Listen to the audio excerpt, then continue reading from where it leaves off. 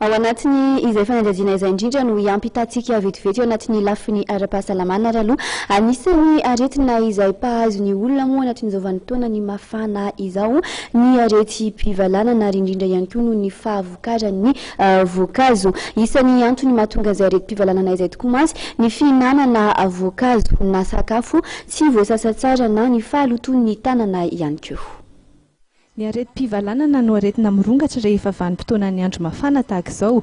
Antony voalohany mahatonga izany ny fahavokaran'ireo voankazo isan-karazany izay mety tsy tsara voadio rehefa tonga eny an-tokantrano samihafa ka miteraka loto ary mitondra otrikaretina amin'ny olombelona.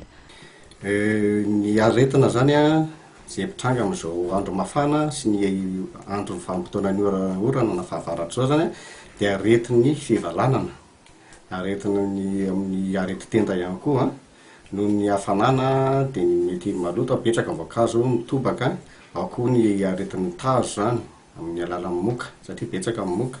Ny aretin'ny fivalanana moa zany dia amin'ny tsy fanasany resaka momba fahadiovana, ohatra hoe tsy manasa tanana, tsy madio tsara ny voankazo hohanina, ao koa ny salady na crudité reny tsy voasasa tsara zany, resaka fahadiovana zany ny tena zava-dehibe tena mibahana amin'ilay izy zany. Zay zany ny tena pitranga. Dia ny areti-tenda moa zany mafana ny andro, misotro rano ny olona, mangatsiaka mihinana glasy dia mety marary-tenda. Anisan'ny aretina iray izay mety mahafaty ny areti-pivalanana ary mora vony avokoa ny olombelona satria rehefa maloto ny tanana na ihany koa ny sakafo miditra amin'ny vatan'ny olombelona no avy hatrany dia mitranga ny areti-pivalanana.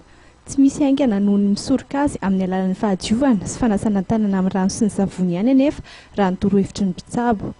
Raha resaka ny fivalanana zany ny tokony hisoroana zany dia ny politika amin'ny fanasana tanana zany. Mila madio tsara aloha zany isaky ny sakafo zany ny ankizy, ny olon-dehibe zany soroana ihany koa ny fako rehetrarehetra eny amin'ny fitobian'ny fako na fanarim-pako eny amin'ny arabe ireny zany. Ataoko fa misy tompona andraikitra zany mikarakara an'ireny zavatra ireny. Hoe mba tokony mba mandray andraikitra sy mandray anjara daholo zany ny adidy manandrify azy ny tsiraray avy amin'ny fisoroana izay valanaretina momba fivalanana izay raha manala ny fako sy ny tandrina fahadiovana zany tsiraray avy. Anisan'ny aretina amin'izao vanim-potoana hafanana izao ihany koa ny areti-tenda ary mety mitranga izany raha misotro zavatra mangatsiaka loatra na ihany koa rehefa misy nify simba ny olona iray ka tsy voatsabo tsara izany nify izany.